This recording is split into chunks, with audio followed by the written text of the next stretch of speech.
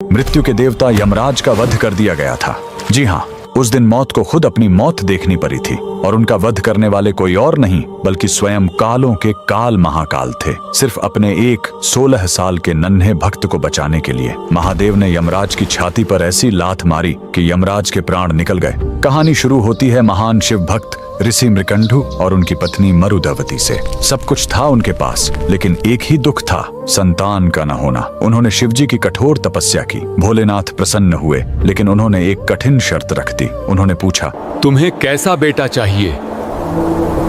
एक जो 100 साल जिए लेकिन मूर्ख हो, या एक ऐसा ज्ञानी बेटा जिसकी उम्र सिर्फ 16 साल हो? ऋषि ने पत्थर दिल करके कम उम्र वाला ज्ञानी बेटा चुना। घर में किलकारी गूंजी। बेटे का नाम रखा गया मार्कंडेय। मार्कंडेय बड़ा होने लगा, उसका तेज बढ़ता गया। लेकिन जैसे जैसे उसका 16वां जन्मदिन पास आ रहा था, माता पिता का रो रो कर बुरा हाल था।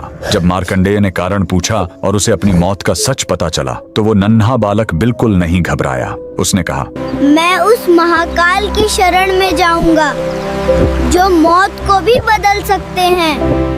वह घर छोड़कर एक पवित्र और सुंदर नदी के किनारे आ गया।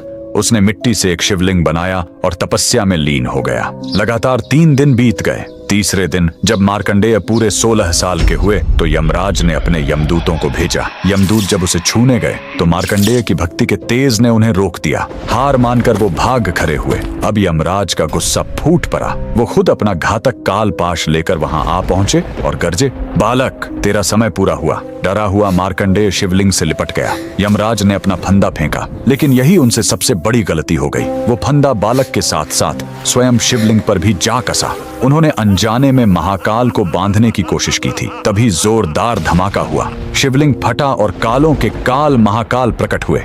उन्होंने गरज कर कहा, मूर्ख, तूने मेरे भक्त पर वार करने की हिम्मत कैसे की? महाकाल ने एक जोरदार लात यमराज की छाती पर मारी और अपने त्रिशूल से वहीं यमराज का वध कर दिया। उस पल दुनिया से मौत खत्म हो गई। शिवजी ने मार्कंडेय को अमर होने का वरदान दिया। बाद में सृष्टि का संतुलन बनाए रखने के लिए उन्होंने यमराज को भी वापस जिंदा किया, लेकिन इस चेतावनी के साथ कि वो शिव भक्तों से दूर रहेंगे। उस महाशक्तिशाली महादेव के लिए कमेंट में हर हर महादेव जरूर लिखें।